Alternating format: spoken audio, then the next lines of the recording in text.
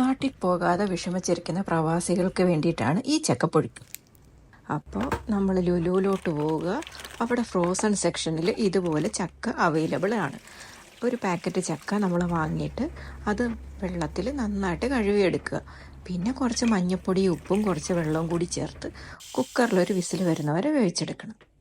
അതിലേക്ക് നമുക്ക് അരപ്പ് തയ്യാറാക്കാനായിട്ട് 1/4 കപ്പ് തേങ്ങ, 2 വെളുത്തുള്ളി, 2 ചെറിയ ഉള്ളി, 2 പച്ചമുളക്, 1/4 സ്പൂൺ ജീരകം എന്നിവ ചേർത്ത് നന്നായി അരച്ച് വേവിച്ച് വെച്ച ചക്കയിലേക്ക് ചേർത്ത് നന്നായി ഒന്ന് ഉടച്ചെടുക്കണം.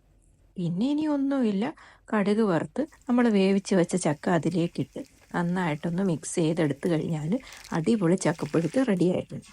അപ്പോൾ നാട്ടിലൊന്നും പോകാതെ കൊതി പിടിച്ച് ചക്ക കഴിക്കാനൊക്കെ ആഗ്രഹമുള്ളവർക്ക് ഒരു വളരെ നല്ല ഓപ്ഷനാണ് കേട്ടോ. ഒരു ടേസ്റ്റിലൊന്നും ഒരു വ്യത്യാസവും ഇല്ല. നാടൻ ചക്കപ്പുഴുക്ക് കഴിക്കുന്ന അതേ ടേസ്റ്റ് തന്നെ ഉണ്ട് കേട്ടോ. ട്രൈ ചെയ്തിട്ട് അഭിപ്രായം പറയാൻ മറക്കല്ലേ.